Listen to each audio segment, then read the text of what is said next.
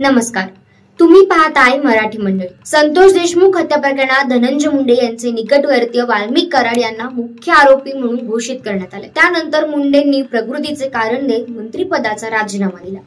राजीनाम्यानंतर देखील त्यांच्या अडचणी संपण्याचं नाव घेत नाहीये, कारण करुणा शर्मा यांनी मुंडेंच्या विरोधात तक्रार दिली आहे। त्यामुळे धनंजय मुंडेंची आमदारकी धोक्यात आली आहे। आजच त्याचा फैसला होईल अशी शक्यता आहे। विधानसभा निवडणुकीच्या वेळी धनंजय मुंडे यांनी शपथपत्रात खोटी माहिती दिल्याची तक्रार करुणा शर्मा यांनी दिली होती। या प्रकरणी आज 15 मार्च शनिवारी परळी न्यायालयात सुनावणी होणार आहे। करुणा शर्मा यांच्या तक्रारीनुसार धनंजय मुंडे यांनी 2024 ची परळी विधानसभा निवडणूक लढताना शपथपत्रात पत्नी राजश्री मुंडे आणि 3 मुले तसेच करुणा शर्मा यांच्या 2 मुलांचा उल्लेख केला होता, पण करुणा शर्मा यांच्या नावावरील मिळकतीचा कोणताही उल्लेख केला नव्हता। त्यामुळे धनंजय मुंडे यांनी मिळकतीची माहिती लपवण्याचा आरोप करुणा शर्मा यांनी केला होता।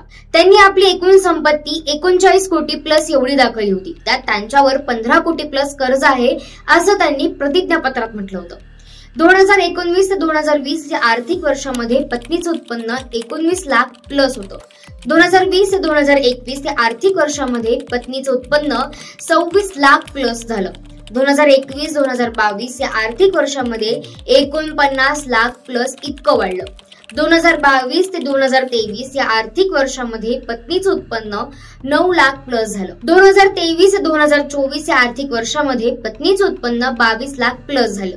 त्यांनी आपला प्रतिज्ञापत्र दाखवलं, म्हणजे राजश्री मुंडे यांच्या नावे दाखवलं। मात्र या प्रतिज्ञापत्रात करुणा मुंडे यांच्या नावाचा किंवा त्यांच्या नावे होणाऱ्या उत्पन्नाचा उल्लेख नाही। राजश्री मुंडे यांच्या नावे काही जमीन आणि प्लॉट्स देखील आहे, त्याचा देखील उल्लेख आहे। मात्र करुणा मुंडे यांच्याबद्दल काहीच प्रतिज्ञापत्रात नाही। त्यामुळे माहिती लपवल्याचा आरोप करुणा मुंडे यांनी धनंजय मुंडे यांच्यावर केलाय आणि त्यामुळे त्यांची आमदारकी रद्द होणार का अशी चर्चा मात्र आता सुरू झाली। करुणा शर्मा यांनी ऑनलाईन पद्धतीने परळीतील फौजदारी न्यायालयात ऑनलाईन पद्धतीने याचिका दाखल केली होती।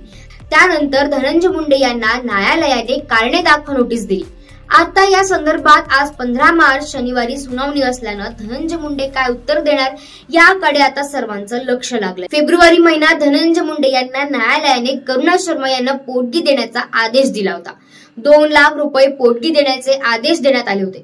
मात्र त्यातच करुणा शर्मा यांनी त्यांच्या नावावर असलेल्या मिळकतीची माहिती लपवल्याची तक्रार करून धनंजय मुंडे यांच्या अडचणीत आणखी भर घातली असल्याची चर्चा सुरू झाली।